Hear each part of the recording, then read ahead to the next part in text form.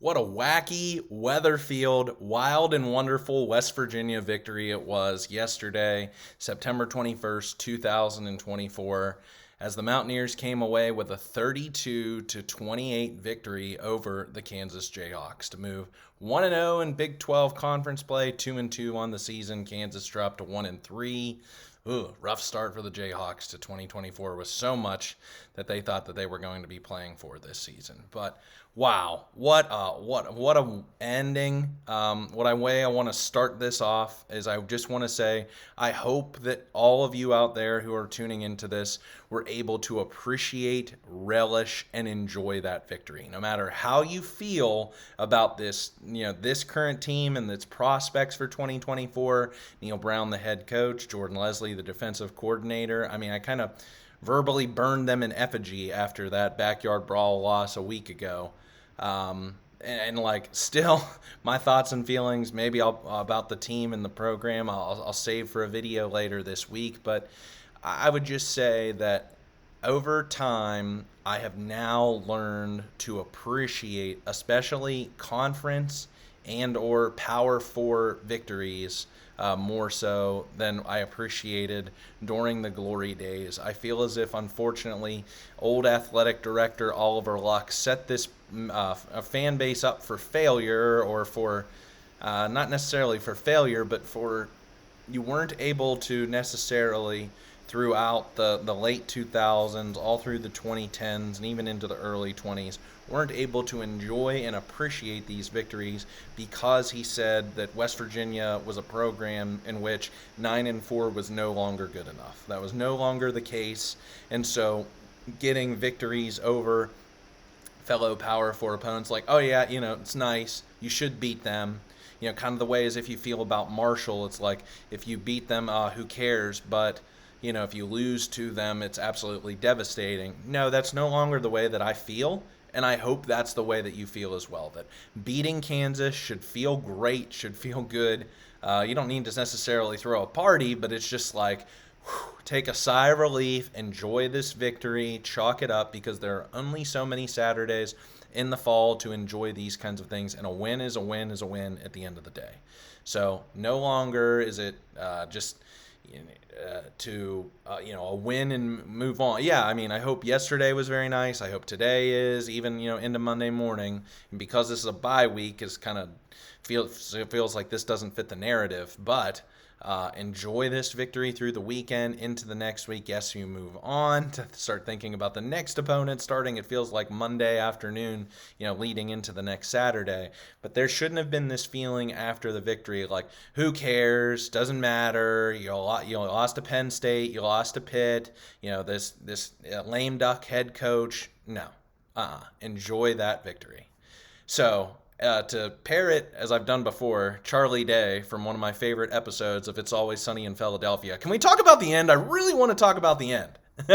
Those last 2 hours worth of actual time, but really only 10 minutes of game time. Wow. Whenever Trevor Cardell, it seemed as if perhaps caught that first down reception along the sidelines before the weather delay went into effect, was thankfully called. The play was reviewed after Kansas had taken a delay of game penalty and everyone went to the locker room, but the play was still reviewed. Thankfully, it was called incomplete, Kansas having to punt. So everybody goes to the locker room, and that's where, if you were a fan like me, you were just in the fetal position for a little over an hour trying to rock yourself to some sort of peace of mind. But I unfortunately wasn't. The Penn State game, you kind of just felt the way that was going whenever the weather delay happened. There wasn't that much of a chance for West Virginia to come out with a victory. But this was a 4-point game. So at that point in time, 21-17. And I don't know if you feel the same way as I do, in general with weather delays, but I somewhat feel as if they help the defense. Yes, it enables an offense to go into the locker room and script out a series, and that's kind of what I hoped that was going to happen with Neil Brown and Garrett Green for whenever they were going to get the ball. But I just think that football sometimes, like golf, you get into a rhythm. You hit a couple of good shots in a row. You start to build your confidence. You start to feel it. You start to have, in golf, a really great hole, or in football, you have a really great drive. Like that weather delay just killed all offensive momentum that West Virginia had to that point in time. So I feel as if weather delays somewhat help the defense the opposite way. Sometimes you get a little bit tight, you get a little bit, out of sync. So I don't know. How do you feel? Do you feel weather delays favor defenses, or do they favor offenses? In this point in time, it definitely favored the defense, because West Virginia came out of the break after, a 90-minute delay, and went on, a terrible 3-and-out stretch. Punted the ball back to Kansas. Kansas worked in a couple of plays, headed off by Luke Grimm's reverse, 56-yard rushing touchdown to put the game up 28-17, and it was, about 5 minutes left into the game, and that is when really my heart sank. Little did I know that West Virginia was going to go on its biggest fourth quarter home comeback since 2017. This is a great stat noted by John Antonic of the WVU athletic department. Yeah, there was the largest comeback victory in Morgantown Milan Puskar Stadium history in the fourth quarter since the Will Grier, David Sills led offense of 2017. Prior to that, West Virginia in 2016, a year earlier, was down 13 to Kansas State and came back to win under Skylar Howard. Then, of course, we can all remember the 2005 heroic game by Pat White taking over for Adam Bednarik, down 17 in the fourth quarter. And then this was before my time, but down 19 to Maryland in 1992. West Virginia came back to win this game. So West Virginia really did to Kansas what Pitt did to West Virginia the week prior, and just went on two hellacious drives. And this is where Garrett Green, opened up his cape, showed his S on his chest, and came away with two beautifully scripted drives. Throwing the ball downfield, getting Cole Taylor involved. He came away eventually with the touchdown, and then on the 2-point conversion play to cut the lead to 3 for Kansas. I thought it was an awesome, creative. That was obviously a play that the team has practiced enough, probably through spring practice, into the summer, fall camp, because it looked really beautifully done. And Traylon Ray's thrown the ball for West Virginia's offense prior to this game. I honestly thought the way he had the ball cradled, the way he was running with it, he was going to try and run it himself, but with two Kansas defenders somewhat in the vicinity, I thought he almost held on to the ball a beat too long. Cole Taylor looked open, but while Traylon Ray still had the ball cradled, thankfully he was able to get it out, ready to throw.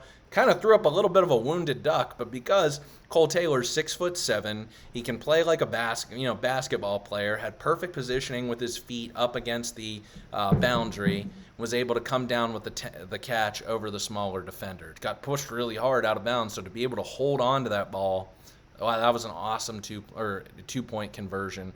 Finally, West Virginia is able to be successful on one of those 2-point tries. So then, coming back the other way. Wow, what a defensive stand by West Virginia's defense. Linebackers included Josiah Trotter being one of the outstanding players of the day.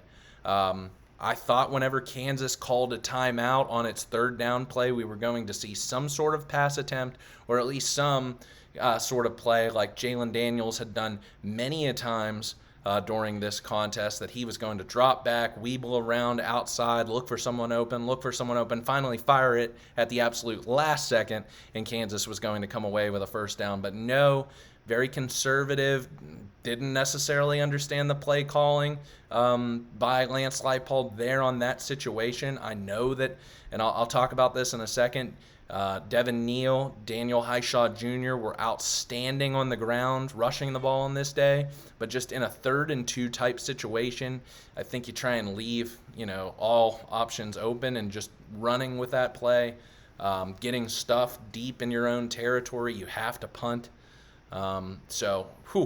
Huge series defensive stand there by the West Virginia defense. And then the other way, coming back. Garrett Green, exceptional with some heroic runs on that drive. I think he had over 80 yards passing and over 30. It was either one way or the other. 80 yards passing, 30 yards rushing, or vice versa in the fourth quarter. Excellent. I really would have liked it had Hudson Clement, and I'll talk about him a little bit more, come down with that reception over the Kansas defender. It was about right here in the end zone. Moss, the guy, almost caught the ball one-handed while still being mugged. And I got to give it to this Kevin Marr-led Big 12 officiating crew. I thought they were excellent on the day. Letting the players play, not a lot called like there were in both the backyard brawl led by Kevin Vanderveld's crew or David Alvarez's crew, definitely not from Penn State. So really well officiated back and forth, I felt like.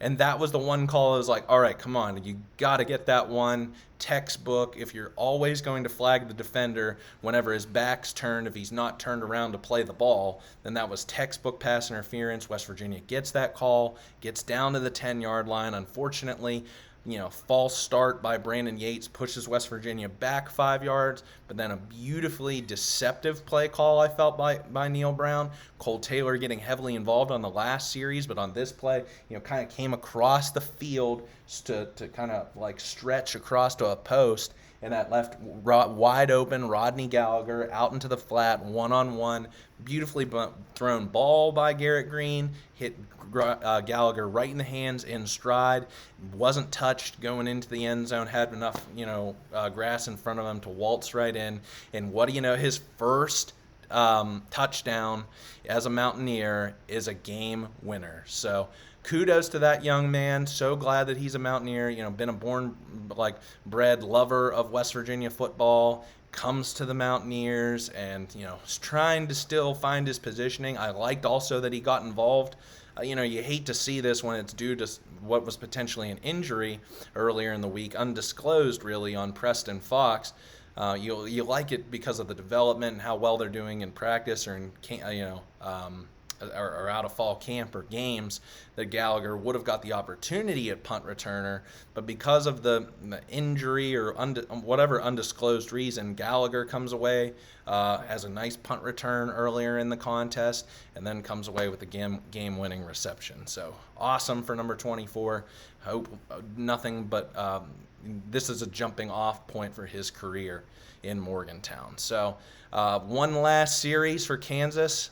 Heart was sinking again whenever Jacoby Spells gave up that 36-yard reception the other way. But Tyron Bradley, the savior, 7 tackles on the day, had an interception in the first quarter.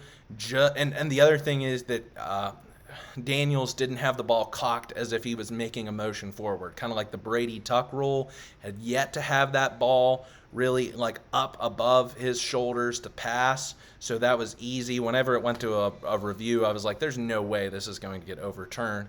Beautifully done, timed the swat out of the hand perfect, and he was able to jump on the recovery. So forced fumble recovery all in one play. Tyron Bradley, defensive MVP right there.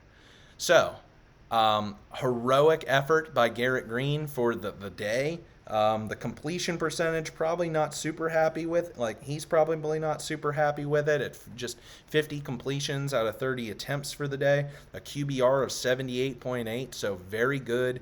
In that above average to great range. 50 to 100 is, 50 is average, 100's perfect. So right there near 80, awesome. 295 yards passing with 2 interceptions, but 2 passing touchdowns. 17 carries, 87 yards, 1 rushing touchdown, a long of 24 on the day. He was excellent. This was his moment.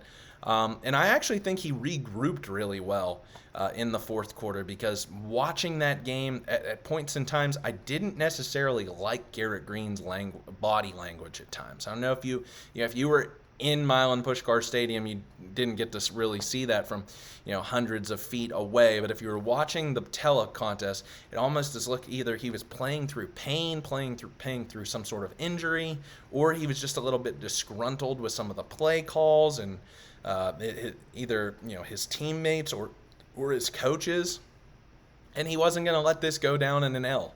So put the team and the offense on his shoulders, and I said this all offseason, and it came to fruition today, is that this season, and West Virginia is unfortunately going to live or die by what Garrett Green does and the decisions that he makes. And here he's like, I'm not going home with a loss. Already had a rushing touchdown like earlier in the contest, so those perfectly timed runs when he needed to, picking up multiple first downs on those last 2 offensive possessions, he was excellent. So came away, hard-fought victory. I hope he's able to heal up. You know, he took some hits in this contest that, like, if you listened to me during the preseason, you thought, you know, maybe dial it back just a touch so you can preserve. It's a long season. It's a 12 game, maybe 13 with a bowl game, long season. So to take some of those hits unnecessarily or necessarily, you know, that's what you're just unfortunately going to have to live and die by.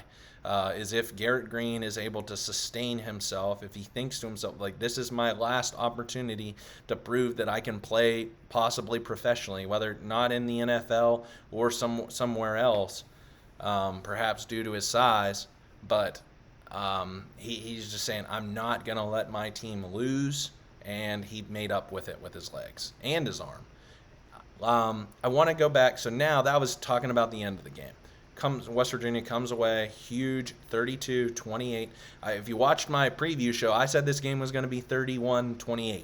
So to turn out 32-28, whoa, I kind of felt like Nostradamus a little bit there. But just something funny to think about with the scoring. But let's talk about some of the other things within this game, the games within this game, from both a team and individual perspective, kind of work down like a hierarchy.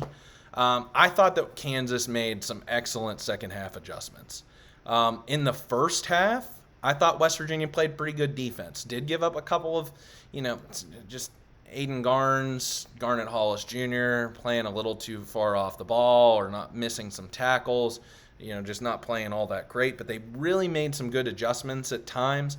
Did you see, especially in the second quarter, when West Virginia finally went to a 3-4 scheme? They had Ty French, Ben Cutter, Josiah Trotter, and Trey Lathan, 4 linebackers across the front. Absolutely loved that. That was before Aubrey Burks went out with his scary injury, one of the scariest feel-like injuries I've ever seen watching football.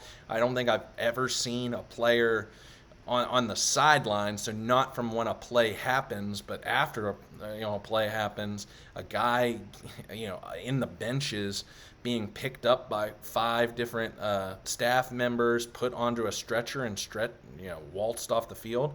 Ooh, like that was really scary, given the fact that, it was is this something possibly recurring from that injury that happened last year at TCU? You never knew from that incident whether it was a neck or a back, could have been both. If this potentially aggravated what he, dealt with at TCU last year. Talk about all of the injuries later, but that one just especially was scary. But defensively, Kansas, especially in the run game, realizing that West Virginia was dropping back more people into coverage, defensive backs, linebackers included, to try and stop the passing game, left West Virginia susceptible up the middle for rushing. And you heard color commentator Rod Gilmore talk about this. He was also very critical, just like Joel Klatt was in that Week 1 contest against Penn State, of West Virginia playing so far off the ball in defensive, secondary coverage, but also just making it a point that with 2 tight end sets or even just 1 tight end set, Kansas was going heavy, especially in the second half, and it led to success for both Devin Neal and Daniel Highshaw Jr. Neal, 27 carries, 110 yards, and a touchdown on the day. Highshaw Jr., 9 carries, 72 yards. That's an 8 yards per carry clip, also with a touchdown. I didn't like the lack of desire at times I saw in this game to tackle by West Virginia's defense. I can think of like 1 or 2 occasions. A third if you include the Luke Grimm reverse, in which West Virginia, I think like the first touchdown they gave up, had a 3rd and short. Unfortunately, Kansas got it, called a timeout, wanting to save some clock, and after the play, West Virginia just let Neal run right through them, rough shot for over 10 yards into the end zone. And I was just thinking, that's just the lack of desire, the lack of physicality, just kind of worn down from the drive. Kansas, I talked about that in the preview video, did that. They did that in this contest, owning the time of possession in this day. Let me see, get the numbers on. Yeah, Kansas won the time of possession battle, almost 37 minutes to 23 for West Virginia. And they did it because of their ground game. They did it because I felt as if once Jalen Daniels threw his interception, that they didn't want the game to kind of boil over. They thought that if they could play good enough defense, come up with enough plays, they had a good enough run and ground attack, that they didn't need to put it all on Jalen Daniels, take it off him, especially on the road, and make it in and lean on this ground game to win them. So I also thought still, even though the interception was huge, and if you listen to my 3 keys to victory from the preview show, felt like a lot of it came to fruition in this day. First and foremost, defensively, forcing turnovers. You get 2. You get the one, at the very end by Tyron Bradley, also the interception. That was exhilarating. I think that gave a lot of confidence to that defense in the first quarter when it was still, perhaps had thoughts of the backyard brawl in the back of their head. Who knows? In Kansas, you didn't really know necessarily what to expect, having all the talent, all the offensive firepower. But whenever it seemed like it really rattled Daniels. The offensive line for Kansas was weak. We talked about that during the preview show. It seemed like he was doing a lot of NBA street or NFL street football out there, trying to weeble outside the pocket. Good pressure once again. T.J. Jackson coming up with a big sack on this day, building his NFL draft profile. Sean Martin was in on some big tackles for loss in this contest. Josiah Trotter was a man amongst boys once again, being, arguably West Virginia's most valuable or important player, right alongside Aubrey Burks on the defensive side of the ball. But that interception just seemed to really rattle Daniels, changing Kansas's dynamic offensively, and gave West Virginia a lot of defensive confidence. So, liked what I saw. We'll talk about the injuries now. I was starting to get worried, especially when that game seemed as if it was getting out of hand at an 11-point deficit, that, oh no, it was, had that feeling almost of like the TCU game from a year ago. Thankfully, West Virginia came up with a victory in that game and this game that, West Virginia might lose this game and lose, 5 starters out of it. Let me see. I kept a note on this of how many it seemed like injuries to start. So, Josiah Trotter getting hurt. Thankfully, wasn't anything serious. It looked as if almost he hyperextended that knee on the review of what was perceived to be the play that was the injury. Thankfully, he only missed about a couple of plays or one series, and he was back out there because just without Reed Carrico also, who was missing out of this game due to injury, losing linebackers quickly. And Trotter just means so much for this defense, I feel like. Then Garnett Hollis Jr. got hurt. Wyatt Milam missed, I think, a series or 2. Aubrey Burks, again, that super scary injury, and you hope, this isn't something that's potentially long-lasting or damaging that could affect him for the rest of his life, or it could be career-threatening that, with an extra good time, I feel like, in a way, for the bye. So to heal Aubrey Burks back up, so hopefully that he'll be ready to go, because West Virginia's going to need him through this 4-game October stretch of Oklahoma State, Iowa State, Kansas State, and Arizona. TJ Crandall also got hurt. I think Sean Martin missed a series. So it just seemed like, man, the West Virginia players were dropping like flies out there, and you didn't really understand why. So that was, it was good. It seemed like a lot of players came out unscathed. We'll find out more, I'm sure, about Aubrey Burks. Maybe not this week, but maybe into next week. Offensively, another thing that I talked about during the preview show, and just thank God, but why did it have to take until week 4, Neil Brown? Crossing routes, slants, hitting Hudson Clement over the middle.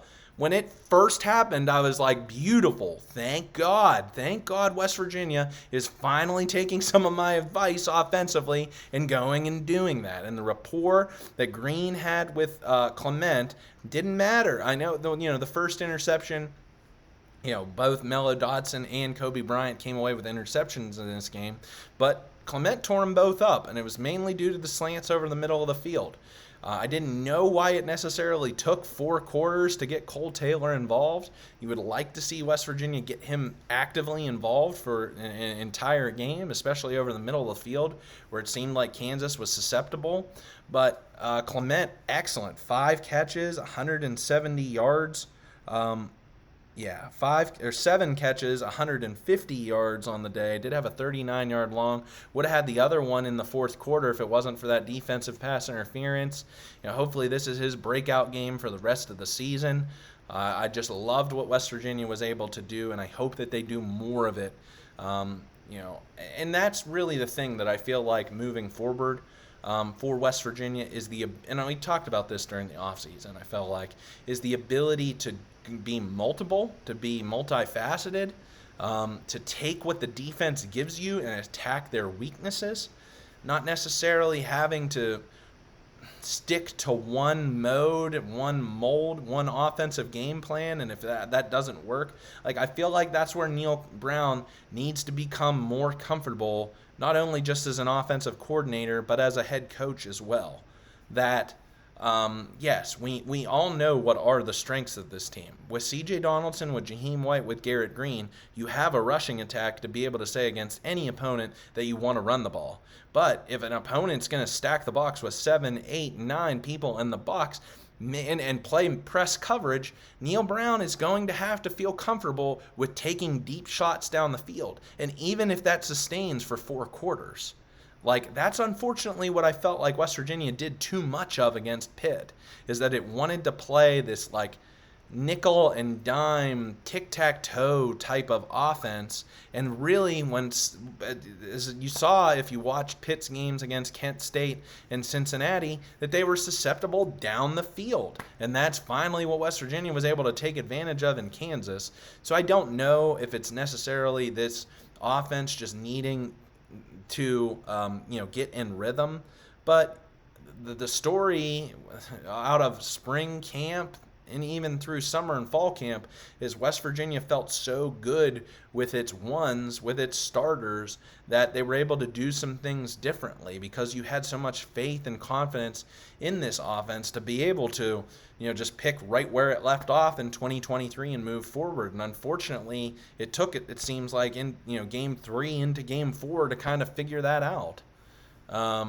So if it wasn't until game 6 last year that West Virginia could finally do that, then West Virginia, I guess, is ahead of schedule from last year compared to this year. But I just think that's the case, is that there's some opponents who, they're not playing another Penn State who's just loaded, and defenses are littered with 5- and 4-star players, and you're not going to be able to do one particular thing. So I think that's really what it comes down to for Neil Brown, is being comfortable with being able to push the ball downfield. I know you want to run the ball with Jaheim White. You want to run the ball with C.J. Donaldson. They're awesome backs, but it's not always a winning recipe if it's not working. And I think Garrett Green sometimes understands that. And as the player and a guy who kind of wants to be the hero. He's the quarterback. He's a 5th-year senior. He wants to go out there and win every single game. So put it on me, coach. And I think you got to let him. Let him throw the ball 30 times and run the ball 10 times a game, or more. Put the ball in his hands and let him do the work. And I think that's scary for control freak Neil Brown in his conservative style of offense, is giving up that control to be able to dictate the terms. But that's what I really feel like, is West Virginia down the stretch, the rest of this season is going to have to feel comfortable with being as multiple as possible. And if that means transitioning more to a pass-heavy, and you're seeing this across college football. And I talked about this a bit in the pregame show. I feel as if there's more, finesse-style basketball, RPO type. It's not 3 yards in the clouds of dust, Oklahoma, Nebraska of the 60s and 70s, or even a Don Nehlen-led offense of the 90s, of wanting to run the ball, and punt. Even it doesn't matter if it's 3rd and 10, you're still going to try and run the ball. So that's what I mean by that is, if you can't beat them, join them. Do the same kinds of things. Let Green just, and that again, that's scary. Play backyard basketball or backyard football, running around the field trying to improvise and make plays. So I guess if I'm off on that, or you think I'm out in left field, let me know. But if you agree with me, love to hear from you here on YouTube. A couple other things, and I'll get you out on this. So kind of talked about the game itself. Something else I feel like I need to make a point before I end it. And if you agree with me, again, love to hear your thoughts. Brown needs to learn. I see this a lot. Like, Brown needs to learn this. Brown needs to learn that. But what is up with not kicking field goals, especially in the first quarter? Like, Kansas hadn't scored, I don't think, 30 or since that Lindenwood game. There were two closely contested games, both with Illinois and UNLV. So it seemed like points were at a premium. I know that you still probably don't have the confidence in your defense to stop a nosebleed, but I didn't get a feeling as if Kansas was going to try and play this like 2018 Oklahoma. Yeah, they have the talent in the running back game, and even these wide receivers. I felt like Quentin Skinner was underutilized. Just 2 catches. Hold on, let me get the stats on him. Just 2 catches for 22 yards in this game at 6'5", 190 pounds. I feel like he was a mismatch that Kansas never took advantage of West Virginia in this game. Really, Luke Grimm was the guy who seemed like the Wes Welker type possession receiver that Jalen Daniels wanted to key on and feature constantly. Lawrence Arnold had 2 big-time catches, one for 36 yards, and then he also had a toe tapper on the sidelines that really another like 50-50, right up against the out-of-bounds boundary, and he came away with the reception. But, okay, didn't get that sense at that point in the fourth quarter. It was in the first quarter, 7-0 on the Kansas 25-yard line, start of the second quarter. West Virginia chose to go for it on a long 4th and 5. Green was able to capitalize with a rushing play and came away with the first down, so you love that. But again, at a 4th and 5 on 25, it seems like Michael Hayes inside 45 yards is automatic. He's that good of a kicker. You trust him. Do you really need to go up 14-0 at that point? And I know sometimes hypocritical of me to say sometimes when it's like it means so much for West Virginia to play with a multi-score lead and you're able to play defense differently. But it's the first quarter.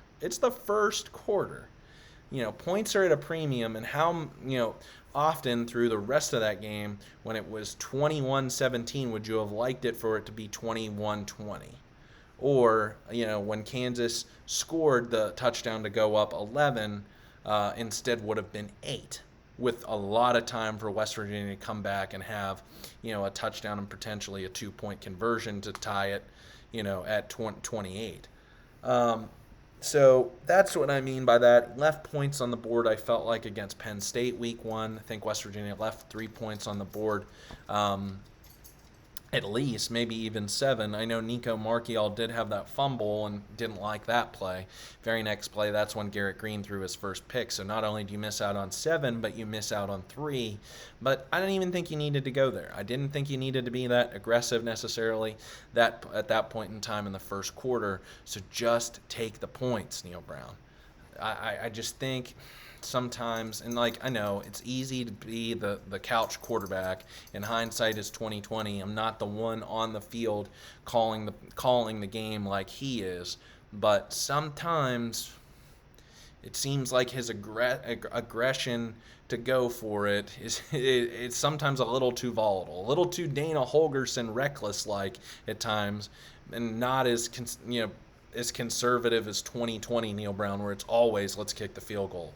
Later in the games, depending upon the score, understand it. Makes a little bit more sense. But going into just the start of the second quarter, take the points, go up 10-0. Your defense already came with a riveting interception. How'd you feel about that play? Love to know your thoughts. Think I hit just about on everything. Appreciate this win. Enjoy this win. We'll talk in another video. I want this video to stay, solely to the game itself. Not necessarily, I want to go on a big long tangent about what this win means in the grand scheme of things and the larger aspect of this 2024 season. Affecting my feelings on Neil Brown as the head coach, Jordan Leslie as the defensive coordinator. I want to keep this separate.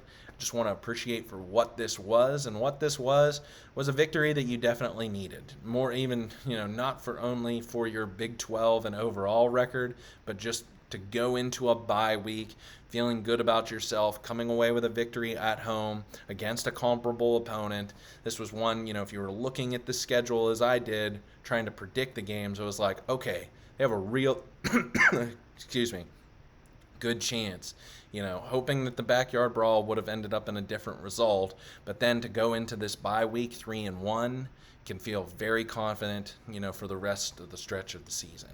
But again, that was on paper. That was before August 31st, and we know a whole lot more about this team ever since. So appreciate the victory in and of itself for what it was.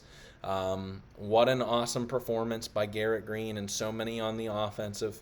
The heroics down the stretch in the fourth quarter, defense coming up with a stop, huge whenever you needed it, and we'll just go. And then Hudson Clement, breakout performance here for the 2024 season. So love to know your thoughts, good, bad, or indifferent, how you felt about this game, some of the things that I talked about. What are your takeaways from this game? Those were mine, and I'll come back later this week and we'll talk something different, kind of. We'll hear about Neil Brown's thoughts on Monday, leading into the bye week, what's going to be their perspective. Maybe we get an injury report. We'll maybe do we're at a third of the season, heat check about this team. We'll talk later this week. So tell your friends, tell your family, tell your dog that I do this each and every week and have a lot of fun doing it.